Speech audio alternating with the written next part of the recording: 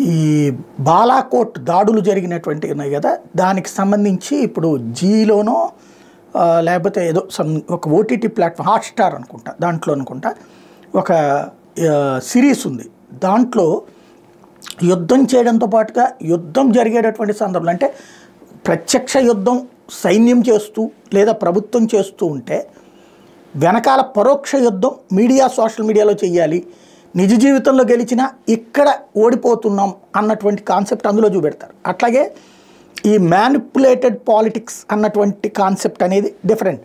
ఇప్పుడు రాజకీయ పార్టీలు గెలుపోవటముల కంటే కూడా సోషల్ మీడియాలో విన్నింగ్ అనేటటువంటి ఒక కొత్త సిచ్యుయేషన్ నడుస్తుంది. ఇందులో గన్నవరం ఘటనకి సంబంధించి నిన్న ఒక ఎత్తు పై ఎత్తు నడిచింది. వైఎస్ఆర్ కాంగ్రెస్ పార్టీ వాళ్ళు జగన్ అక్కడికి వెళ్ళినటువంటి సందర్భంలో ఒక పోస్ట్ పెట్టారు వాళ్ళ అఫీషియల్ దాంట్లో, ఇవాళ రాత్రికి ఒక రహస్యాన్ని బయట పెడతాం అని చెప్పేసి.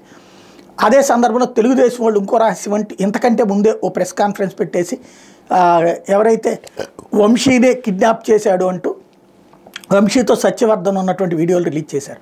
వీళ్ళు ఏం చెప్పదలుచుకున్నారు, అసలు వైసీపీ వాళ్ళు వీళ్ళు బయట పెట్టింది ఏంటి అంటే, గన్నవరం ఘటనలో పాపం ఎవరిది, సీఎం చంద్రబాబు కుట్రను బయటపెట్టిన సత్యవర్ధన్ స్టేట్మెంట్ అంటూ వాంగ్మూలం రిపోర్ట్ కాపీని ట్యాగ్ చేశారు.